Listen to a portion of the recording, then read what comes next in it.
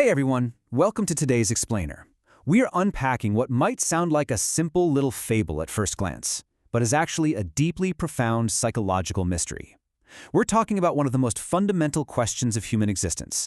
How much of who we are is actually shaped by where we are?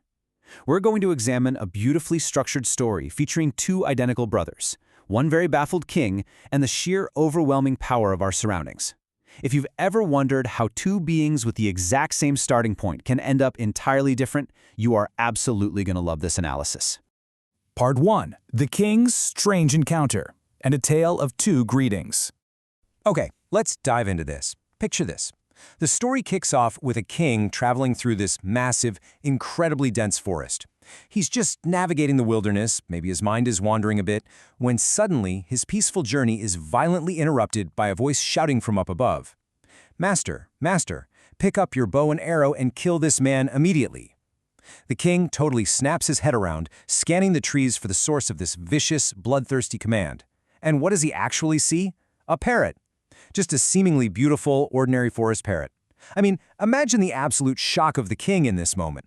The sheer dissonance between the delicate, natural beauty of this bird and the cruel, violent words screeching out of its beak is just staggering.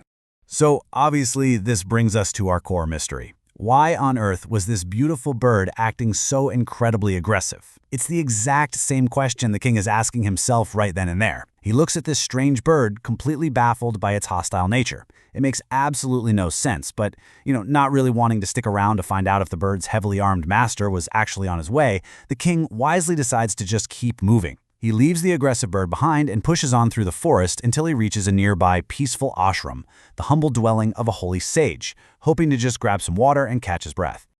So he steps into the ashram and happens to look over toward a cage, probably bracing himself for another hostile encounter. But sitting right there is a bird that looks exactly, completely identical to the one he just literally ran away from.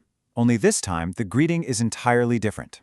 "Welcome, welcome, O great king, welcome to this house." The king is just utterly bewildered. The whiplash here is real. He is staring at a bird that is physically identical to the menace out in the forest. But instead of yelling for his murder, this bird is polite, respectful, and warmly hospitable.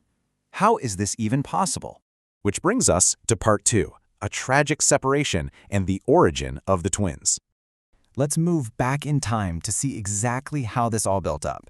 To really solve this mystery, we have to look at the incredibly rapid sequence of one very tragic day. High up in the branches of a large tree, a nest once held two perfectly identical baby parrot brothers, living safely together with their mother. In the morning, it's business as usual, right? The mother parrot flies off to find food for her chicks, but by midday, disaster strikes. A hunter quietly, secretly climbs up that tree. By the afternoon, he reaches into the nest, grabs both helpless little chicks, and just shoves them into his bag. But the evening is where fate officially splits them apart. As the hunter is transferring them, one of the baby parrots desperately flutters out and actually manages to escape, while the other is trapped and carried away to the hunter's home. So, we have this massive fork in the road dictated entirely by a split-second accident of fate. One brother is captured by the hunter, locked in a cage and raised in a harsh, cruel environment completely surrounded by violence. The other brother, having somehow escaped the bag, is found and gently picked up by a passing holy man, a sage. This second brother is taken straight to the ashram and raised in an atmosphere of utter peace, respect, and kindness. Part 3. Two Different Worlds and the Profound Impact of Environment. All right, snapping back to the present moment, the king is standing in the ashram completely perplexed. He's mentally wrestling with the facts right in front of him. He sees two creatures with an identical physical appearance and a shared biological origin, yet they display completely opposite temperaments. The king is essentially witnessing a natural experiment in psychology playing out right in front of him in the middle of the forest. He tells this kind, gentle bird about the incredibly cruel parrot he just encountered earlier, asking if maybe, just maybe, that bird had lived at a hunter's house. And this brilliantly illustrates the tragic contrast at the heart of our story. When the king mentions the cruel bird, tears actually well up in the polite parrot's eyes. He sadly confirms that the aggressive bird in the forest is, in fact, his poor brother. The polite bird humbly points out that while they shared the exact same nest, his brother absorbed the cruel, aggressive nature of his captor. Meanwhile, he absorbed the polite, kind peacefulness of the sage. He openly acknowledges that his own good nature isn't because he is somehow biologically superior or inherently better. It's simply because his master is good and he has absorbed that specific environment instead. Moving into our final section, Part 4, The Power of Company, and the Ultimate Takeaway. Now, what's really fascinating here is the specific concept that brings us to a profound resolution. The polite parrot recognizes that neither he nor his brother were born good or evil. They were completely blank slates. In the cultural context of this story, there is a very specific word for this phenomenon, sangati. It translates roughly to the company one keeps, but honestly it means so much more than just who you hang out with. It refers to the profound, almost inevitable impact of your environment on your behavior and your character. The parrots in our story didn't intentionally sit down and decide how to act. They simply functioned as mirrors. The hunter's parrot reflected the violence of the hunter. The sage's parrot reflected the tranquility of the sage. So the absolutely crucial point of all this is beautifully summarized in the closing moral of the source material.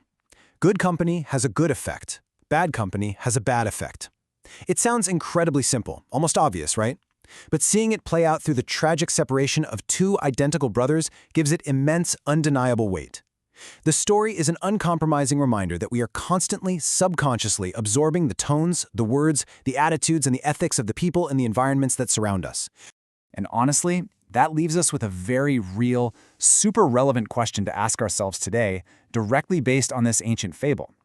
How is your environment and the company you keep shaping who you are becoming today? Are you sitting in the ashram, or are you living in the hunter's house? What kind of words and actions are you mirroring back to the world? It's a pretty powerful thought to leave on. Thank you so much for joining me for today's explainer, and I highly encourage you to take a really close look at your own Sangati today. Keep learning, keep questioning, and I will see you next time.